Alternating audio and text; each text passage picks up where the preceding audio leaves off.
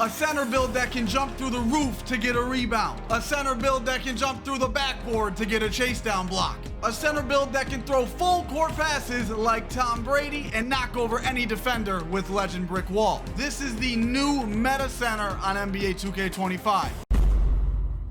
Watch this sequence right here. I'm going to start it off with a crazy snatch block. I'm going to take one dribble, throw a steamer to my guard, and he's going to green the shot. Literally the next play, I'm going to meet the point guard at the rim, get another block, and throw a steamer to my guard again. This time he's going to brick, but no worries. I got 80 speed. I'll catch right up, and I'm going to finish off the play with a dunk. Let's take a look at this sequence. My teammate's gonna brick. No worries, I got you. He's gonna shoot it again. He's gonna brick again. No worries, I got it. Gonna pass out to my other teammate, green. This build is a rebounding machine. This is me jumping over a 7-footer and kicking it back out for the wide open shot. This build is a horse. The rebounds you're gonna get on this build are absolutely ridiculous. But what's the point of high rebound if you can't throw touchdown passes down the court? Well, don't worry, this build can. This build throws absolute steamers. Look at this pass. What? It looks fake. Watch this. I catch the ball at the wing. Zoom, it's steaming over there. And if you need a lane, no problem. You want to push dribble up to the court for a dunk? No problem. You want to grab the O board and go back up with a dunk? No problem.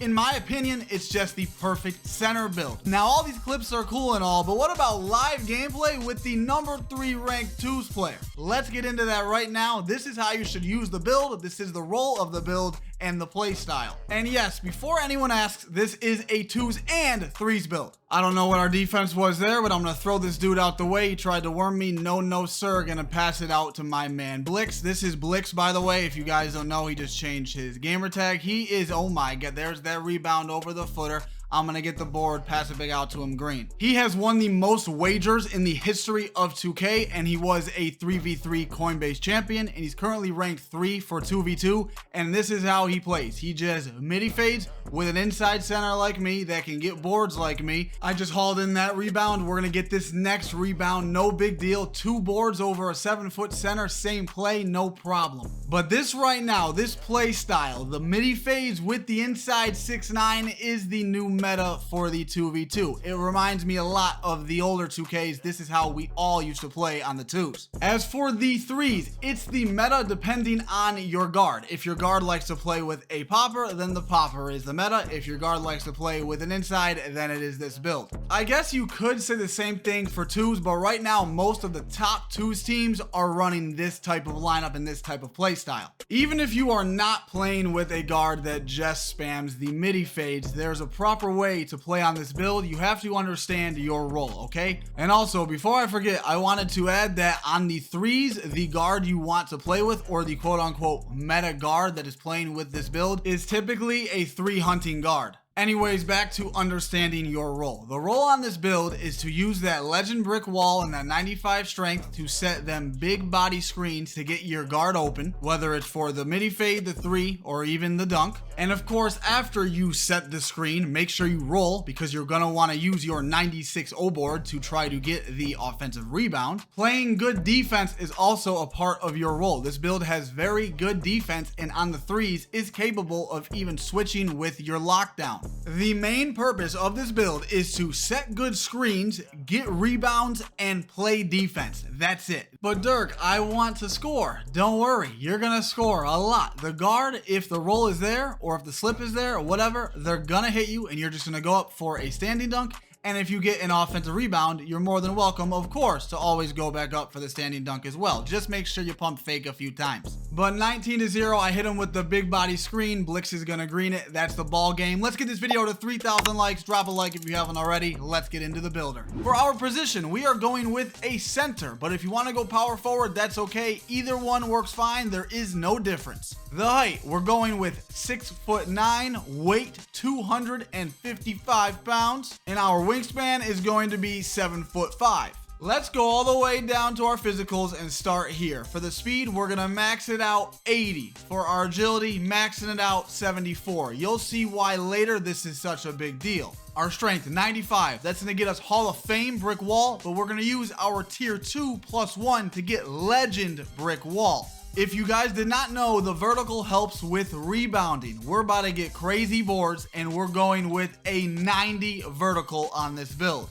Let's go on up to the finishing. Our close shot is going to be an 81. Our driving layup is going to stay at a 50. We're also going to keep our driving dunk at a 70. I'll show you the dunks I am using later. If you watched my best dunks video, you know that you get very good animations at a 70 driving dunk. For our standing dunk, very important, we're going to go with an 81 to get that rise up on silver, and we are going to leave our post control at a 60. Prior to making this build, I reached out to an NBA 2K League Pro and I asked him, is silver rise up enough? Because he has a similar build with silver rise up, and he said, Dirk, absolutely, silver rise up is what I run and what 90% of the other centers on this build are running. If you want to tweak the build to get higher standing dunk, go ahead, but there really isn't any point in my opinion because you have to be 6'10 to get standing contact dunk, so what's really the point? Well, Dirk, why didn't you just go 6'10? Well, you do not get nearly as much attributes as you do on a 6'9. If you don't believe me, which you should, go look for yourself and you'll see that I'm not lying to you. I got a pro tip for you guys as far as your standing dunks and catching the ball on the roll or getting an O board, whatever.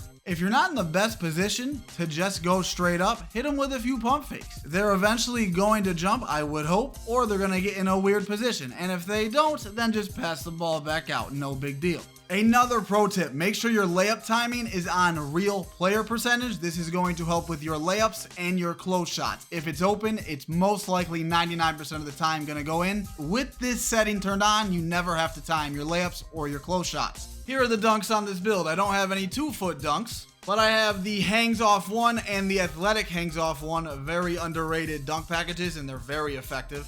And then these are the standing dunks I have equipped. And lastly, I have on Klay Thompson. Again, I have a video breaking down every dunk package in the game. I'll leave that link in the description. For our shooting, we are an inside, so we're not touching this, and we're going to put this on a 43. For our pass accuracy, you're going to be Tom Brady out there. You're going to be throwing steamers with this 87 pass ac. That's going to get us the break starter on gold, bailout on bronze, versatile visionary on bronze, and dimer on gold. Question for you guys. Have you noticed off of certain teammates that you play with that it's easier to shoot off of a catch and shoot? This is because their pass accuracy is higher. It seems like this year 2K wanted to reward if you passed the ball, and they want you to put higher pass accuracy on your builds. The higher the pass accuracy, the less chance that 2K is going to give you a bad catch. If you get a bad catch or a gather catch, whatever you want to call it, to time your shot is going to be a little harder. But if you're getting a good catch almost every time and the catches are consistent,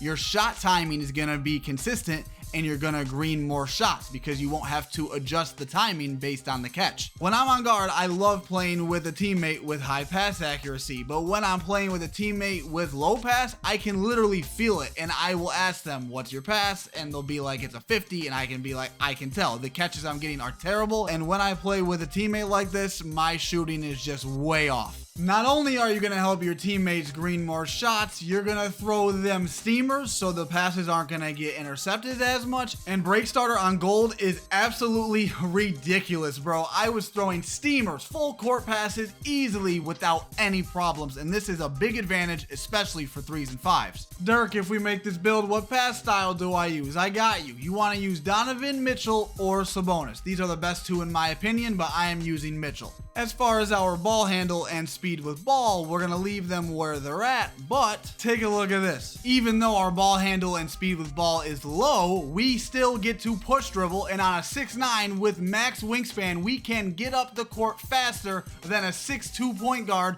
with lightning launch on Legend. I know it doesn't make any sense, but it's been like this in the past few 2Ks, but because we're just tall and long, we get to just zoom up the court with these push dribbles. And if you do not know how to push dribble, you're going to be holding your right trigger the entire time when running, and you're going to flick up on your right stick. Now you can only do this before you pass the half court line. You cannot activate a push dribble once you are past half court. Let's talk about the rebounding before we get into the defense, and we're going to go with a 96 O board, which is going to get us box out beats, pogo stick, and rebound chaser on Hall of Fame. And we're going to use our tier 1+1 to get rebound chaser on Legend, which means we get both brick wall and rebound chaser on Legend. And then we're going to put put our defensive rebound at 85. This is the focal point of the build, the 96 rebound with the legend rebound chaser. I am having a blast on this build. Like, I'm having more fun on this build right now than I am on my guard. I've only been on this build for the past 2 days. It is such a good feeling to see your opponent trying to get the rebound and you just Superman them, jump right over them, Randy Moss them, and secure the rebound. It's just an amazing feeling. Because of the 90 vertical that we talked about, this helps us even more. We are jumping over dudes left and right with the rebound chaser on legend, the pogo stick on Hall of Fame, and the 90 vertical. It just makes this so easy to secure tons and tons of rebounds. Here's a pro tip that I noticed when playing on this build. If you want to get those super glitchy jump out of the gym rebound animations, you have to get a running start, and there needs to be space between the basket and you. The defender cannot be in between you most of the time. And I say most of the time because, as you've seen in these clips, there are multiple times where even though the defender is in the way, I still get crazy good jump animations. And I already know there's people saying, Dirk, how are you gonna get defensive rebounds if you only have an 85? We have box out beast on Hall of Fame, so we're just gonna box out the defender. And we still have Rebound Chaser on Legend. That is enormous. That is a huge advantage. Again, if you want to tweak the build to your liking and go with a higher D board, you can. That is completely okay. Will it help a little bit? Yeah.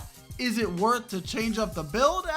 That's for you to decide. Also, keep in mind, once we hit starter 3, we're going to use 3 of our cap breakers to get our O board to 99, which will then get us Rebound Chaser on Legend, and then we can just use our +1 on Box Out Beast. And this is going to help us with our defensive rebounding even more. Back to the defense, we're putting our interior at a 76. We're going to put high perimeter because we want to be able to switch with our lockdown, and we are putting this at an 84, which is going to get us Challenger Silver, a movable and off-ball pest on gold, and bronze on-ball menace along with bronze pick dodger. I understand on-ball menace is only bronze, but we have a movable to make up for that. As you guys know, the lanes are crazy in this game, and we're going with an 85 steal for interceptor on gold, and we're also going to get glove on silver. And for our block, we are going with a 78 to get us paint patroller on bronze and the high flying denier on silver. This build is way better defensively than I thought. We're 6'9", long arms, and 80 speed, 74 agility. We can hawk lanes, we can play on-ball defense, we can get on-ball steals, protect the rim, get blocks. This build can literally do it all when it comes to defense. I've said it in every other build video I've made, and I'm gonna say it again here. Lane steals in NBA 2K25 are absolutely broken. And with Gold Interceptor, they are cracked out. They are ridiculous, bro. This build, the amount of lanes I got with the 7'5" wingspan being 6'9", I have the 80 speed. It's nuts. Speaking of the speed and the agility, it is very important and why we went with 6'9". Could we have made a 7-footer or 7'1" build with pretty much the same rebound and strength? Yes, of course, but we would have been slow. And on defense, speed and agility is super important. It helps you with your switches, your on-ball defense, and your rotations. Anytime that I see a 7-foot build on the court when I'm on my guard, I know I want him on me because he will not be able to keep up with me. That's why we went with the 6'9" for the speed and the agility. Super important on defense. And I am clearly able to protect the paint. I was getting a ton of blocks, I was getting a ton of good contests, and I was really holding it down. Is this build going to be able to keep up with a pure good post score? Probably not. I'm going to have a hard time, but that's not what this build is for. If you want to tweak it to have super high interior to guard the post scorers, go ahead, but that's going to defeat the purpose of the build. I love the build how it is. And I actually played a few post scorers on this build so far, and we always won. I have not yet lost to a post scorer while playing on this build. Remember, this is very important. I'm just giving you guys my build. If you want to copy it, you're more than welcome to. If you want to tweak it to your liking, to your play style, to your game, go ahead. It's your build at the end of the day. Now, if you're looking for a more offensive center, look at that video right there on screen. That is a 7-1 point center. It is crazy. It is super glitchy. Go check it out. But this build is called the two-way interior playmaker. Drop a like if you haven't already. Have a good day. Go out.